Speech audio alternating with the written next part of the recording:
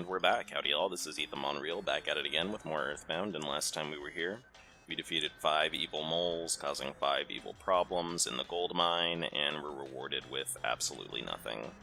Also, I talked about how being gay and having internet boyfriends in online games can be fun, and also how internet communities can help lonely homos cope with depression sometimes. In fact, sometimes it can do the opposite. It can make us a little bit more lonely if the community is really alienating. But anyway, we don't need to worry about that now. This time around, we're going to go ahead and rescue the 105 again, go on a shopping spree, and also talk about growing into an assertive homosexual, but also still having some common gay insecurities. So, before I move further, we need to go ahead and help Paula with the Sunstroke, because it's literally killing her to death. So we're going to whip out our PSI and rub our psychic brain powers all over her, and she no longer has Sunstroke. We're also going to go ahead and heal her up a bit here, because she's not feeling so hot. There we go. Oh shit, wrong ability, lol. Embarrassing. It really sucks that if PSI ability doesn't work when you're out of combat, that it actually still costs the PSI. But whatever, it makes sense, it's just annoying. So I'm contractually obligated to talk about the actual game for at least 30% of the video, so I'm gonna talk a little bit about Earthbound, and then I'll segue into my topic that I had for today. And I will say, this is actually probably the part of Earthbound where the game, like, really starts getting ambitious. Like, they just start doing a lot of really wild shit very abruptly in this game here. Like, 3 is where the game gets kind of fun, in my opinion, but 4 side is where they just start throwing wild shit at you, and it's kind of like Undertale, where, you know, the game is, like, really whimsical and weird shit happens, but if you, like, really think about what's actually going on, it's actually a little bit horrific. And that's what's gonna happen in Earthbound here. Like, it's been cute up until now, but, you know, Gygus, the psychic entity that wants to kill us, is really gonna start gunning for us now. And just some really freaky ass shit is gonna happen, and I'm all about it. I'm excited. Oh man, we just fucked up that buka. There you go, get smashed, kid. But yeah, and also we're gonna get a lot of plot dropped on us too, which comes with the territory. I mean, the game's gonna start getting abruptly harder here. Although I will say that, again, once you get past the start of Earthbound, the game gets a lot easier, especially if you level grind, which is what we're about to do here. We're probably gonna grind for another 4 or so minutes, and hey, there's some people in the desert here. What's up? Annoying kids, what a group of brats. Scat, you little monsters. Okay. We sleep in the desert, so we're often mistaken for corpses. But a corpse doesn't usually wear a bathing suit, right? Hey, stop staring at my tan lines. Go away. Okay, well, good for you, kids. I will see you later then. Have fun roasting. But part of the reason why we're grinding here is because there is a rare enemy that sometimes spawns called the Criminal Worm, and that worm gives you tens of thousands of EXP at one time, which is literally like 10 to 20 times more EXP than you'll get from fighting these enemies. So it will level us up a few times, because Jeff has been a little bit puny so far, and I really want him to be a bit more healthy. Basically, I don't want him to die in like 3 hits anymore. Also, man, he got fucked up by that wolf, but that makes sense, because, you know, when you see a 11-year-old kid fighting a wolf, you probably assume the wolf is probably gonna win, right? Although, Jeff does have a gun, so maybe that puts it a bit in his favor, who knows? But anyway, how are y'all doing? I'm doing just fine. Jeff leveled up, which is good, but he only got 1 HP, which sucks. I'm doing just fine. You know, I'm dealing with having very terrible hours at my job right now, which is annoying. And I promise I'm not going to complain about my job too much here, but it is going to be my segue into the topic we have for today. Basically, I'm getting scheduled very little, and my boss is pissing me the fuck off. Like, I enjoy almost every manager at my store. Like, they're all really cool. But my store manager, she just really annoys me with the way she is. And she'll, like, be up my ass about my breaks. And I'll explain this now. So, basically, I am usually scheduled to take a break at, like, 12:45 or 1:45 when I go in. And my break is 15 minutes. and then I just come back. But I usually never leave on time for my break because, spoilers, I'm usually helping people, and you know, if you're ringing someone up, you can't just abruptly leave while you're ringing them up, because you're like, well, sorry, it's 15 minutes, or I have my break now, so I'll see you in 15 minutes, good luck, you can find someone else to ring you up. So I usually leave, like, probably 6 to 10 minutes later than that. And my boss just really does not understand that. I don't know if it's just inconvenient for her or whatever, but she just doesn't, she can't comprehend that, that I can't just immediately leave on time. And it's double annoying because she's scheduling, like, no one to work at the same time, so there's really no one to cover my breaks in a lot of cases. Because it's like, you're not scheduling anyone, and then also she refuses to work a register if she can help it. So I just am stuck in this situation where I'm leaving late, and that's fine with me, like, I honestly don't care that much, but she gets really pissy about it, and she'll, like, come and look for me and be like, why aren't you working? And I'll be like, well, it's because I'm on my break, kid, like, why are you so tilted about it? And she'll be like, oh, but you were supposed to leave earlier, and I'll be like, I literally just told you that I'm leaving like 6 minutes late for my break because I was helping a customer, and then she'll just get cranky about it for some reason. And that's very annoying. It's very annoying to interact with adults who are just very fucking passive-aggressive, and also just very unreasonable, too, because that is extremely unreasonable. There's really no reason for her to be like that. But this most recent time she did that, I was taking my break, and she literally came, like, walking around the store looking for me to find where I was while I was on my break and being like, why aren't you working now? And I had already called her and told her I was taking a break, like, I called her over the store phone.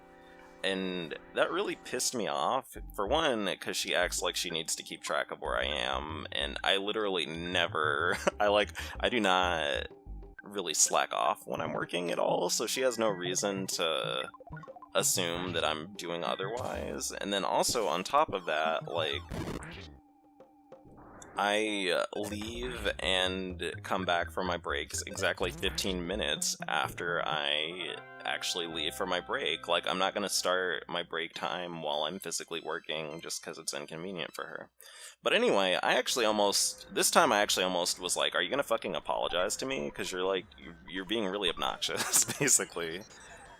I didn't, but I have actually done that to another manager, where I was basically like, I want you to apologize to me for how you're treating me right now, because you're being completely ridiculous. And he got pissed about that, but I got my apology, lol. And, you know, as a younger gay, I would not have done that. I would have not have, like, asserted myself like that. I would have just kind of been passive-aggressive and got really cranky that someone was doing something that annoyed me. And I realize it's just part of my growth, because I've done a lot of growth over the past probably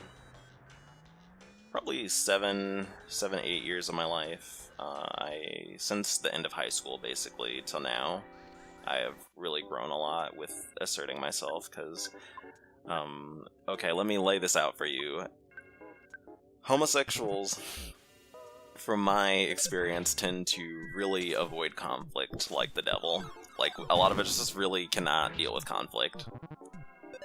And we deal with not liking conflict in a lot of different ways, so one of the standard ways we deal with it is just avoiding conflict flat out. So we stay away from social situations, we avoid talking about our opinions or things we like, and we also just kind of try not to be in anyone's business and stay out of trouble, basically.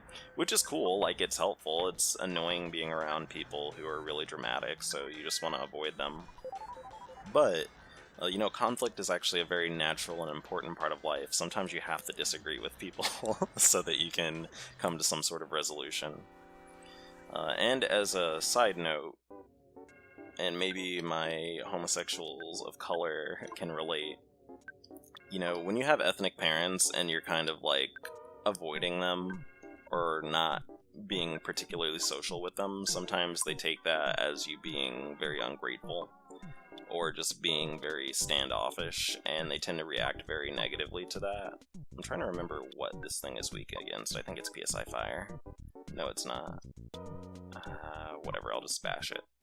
And we will actually have Jeff spy on it, because I want to know what it's weak against. But basically, like, your parents will misinterpret you kind of, like,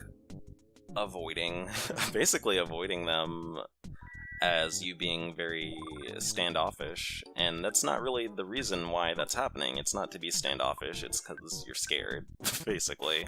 Because you don't want people to figure out you're a homo, basically, or that you're just an anxious little nerd. But the other way that a lot of us deal with it, and this is like the most infamous way for gays, is by being just pathologically mean to people, and being like really, not to be problematic, but being a bitchy queen, basically. And I think a lot of people see this as a personality flaw rather than like a survival mechanism, which kind of makes me sad, but I mean, it's par for the course. People tend to just assume that gay people are bad and have negative personalities without thinking of why we are the way we are. But basically, a lot of us are really mean to people, or just really, like, confrontational as a way of avoiding confrontation, and that sounds like that doesn't make any sense. But basically, the idea is, if you're, like, really mean to people, and, like, you're constantly being shady, it just makes people not want to interact with you, so you don't have to deal with their drama, and that's... It seems counterintuitive, but that really is how it works with a lot of people. Like, I remember in high school, a few gays that I went to high school with were like that, basically all the time. Like, they just were basically, like, really mean for no reason, and they were just really outrageous and confrontational over just nothing. And they were doing it as basically a way to stop people from messing with them, because they were bullied a lot, so... They were just like, okay, if you're gonna treat me this way, I'm just gonna be an asshole to get you to leave me alone. And it works, to an extent, but it also makes people not like us, which is kind of shitty. And so, you know, it's understandable. I understand why people don't want to interact with someone who's an asshole. But we're gonna put this on pause for a second. I gotta read this dialogue here. We're getting some plot dropped on us. Ness, greetings. I'm George, Gerardo Montague's brother. Gerardo is in his mine, but he hasn't found any buried treasure yet. We did, however, find a diamond instead. Gerardo told me to give it to Ness, so here it is, please take it. Hey, Lama, we got them rocks. So, we have a diamond, and if you are not reading the dialogue in this game, you will be very confused as to what you're supposed to do with it. Which is another case of Earthbound requiring you actually to pay attention to what's going on. Which is good, I like games like that, but if you're not in the habit of that, it's very easy for this to be the point of the game where you just quit forever. And oh shit, we're about to get snapped up! Pictures taken instantaneously! I'm a photographic genius if I do say so myself. Okay, get ready for an instant memory. Look at the camera. Ready, say, Fuzzy Pickles. Thumbs up.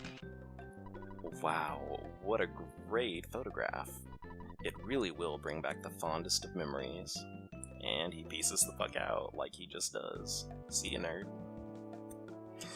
But yeah, so if you don't read the dialogue, you won't know what to do. But we're supposed to give this diamond to the Runaway Five's manager to basically free them from debt slavery, which is good for them. But you know, we're out of a diamond, which kind of sucks. But it advances the plot, so get into it. But anyway, going back to what I was talking about previously, we're going to run an errand before we advance the plot.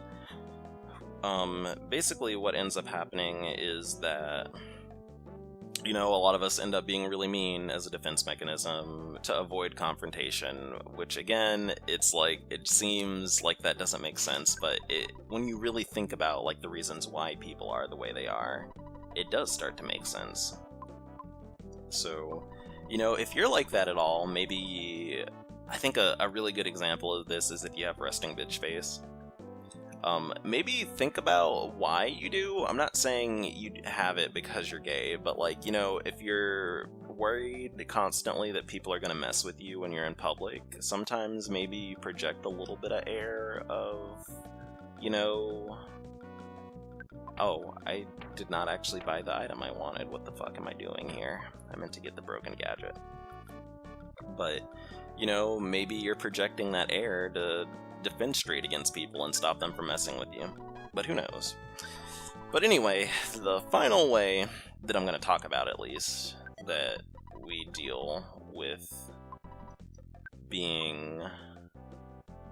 dealing with conflict or confrontation is being assertive. And this is kind of like I don't want to say this is like the most mature way, because honestly, like, all people go through being assertive and being mean and avoiding confrontation. Like, it's just something we alternate between doing. There's no one strategy to deal with confrontation. But where I'm at right now is basically being assertive and setting boundaries, and that is real grown folk strategies for dealing with problems, because being assertive is about basically setting boundaries and being proactive, which is like really a hard thing for a lot of us to deal with. A lot of us really don't, I think, believe in being proactive. I don't know how to explain it. Like, we don't see the benefit in being proactive. We kind of see ourselves as more passive people. But in reality, I think we're just taught to be passive because a lot of us get beat down a lot by society and homophobia, and also just not having support from other people. But what I mean by being proactive is, you know, just being yourself and letting other people react to it instead of shaping who you are based off of the people you're around. And, like, I go into a lot of situations just with the idea that I need to be myself no matter what. And I openly set up what's okay and what's not okay for my interactions with me, or other people's interactions with me. So, like, with my boss that I did get into an argument with, he did something that pissed me off, and actually, multiple bosses have done this, but in this particular case, he did something that pissed me off, and I was like, okay, like, I don't want you to do that to me anymore. And he was like, well, why do you think you can just not have people talk to you this way? And I was like, that's fine, I can just leave in the middle of my shift if you want. And then that rectified that situation, because he was like, wait a minute, now I'll have to do the things you're doing. So we solved that situation. And it basically was because I was like, you know, I'm just gonna do whatever the fuck I want, because I'm gay, and that's what I'm about now. But we're gonna put this conversation on pause one more again, and we are going to lay this rock up on this lady's forehead. Here you go. Yay! That diamond! You're gonna pay me with that diamond? Okay, that's fine. I'll rip up this contract right away. Rip. Don't tell anyone about the diamond. Now, the Runaway 5 are free. You should thank me. The diamond is worth maybe like $50 or something. So I gave you a bargain. Oh man, I made lots of money off this deal. And now we have the Runaway 5, whose names I don't remember. But only 2 of them really have personalities at all. Those first 2 dudes.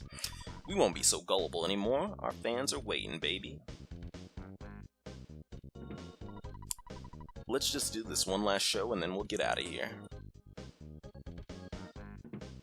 Hi, I have a cello, thank you.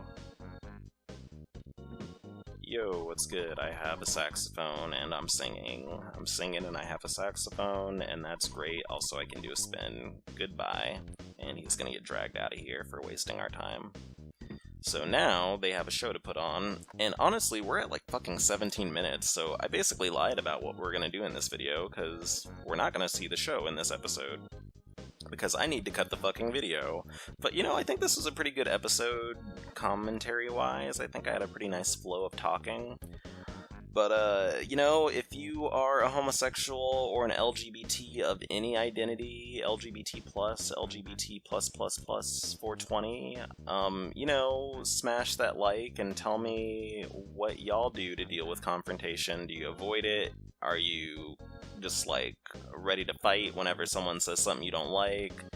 Do you just assert your boundaries? Or do you do a mix of all 3? I'd love to hear about it. But in the meantime and between time, I'm Ethan Bonreal playing Earthbound, and I'm getting the fuck out of here because I need to take a shower because I'm a little bit stanky right now. So I'll see you nerds later. Thank you for watching, and bye!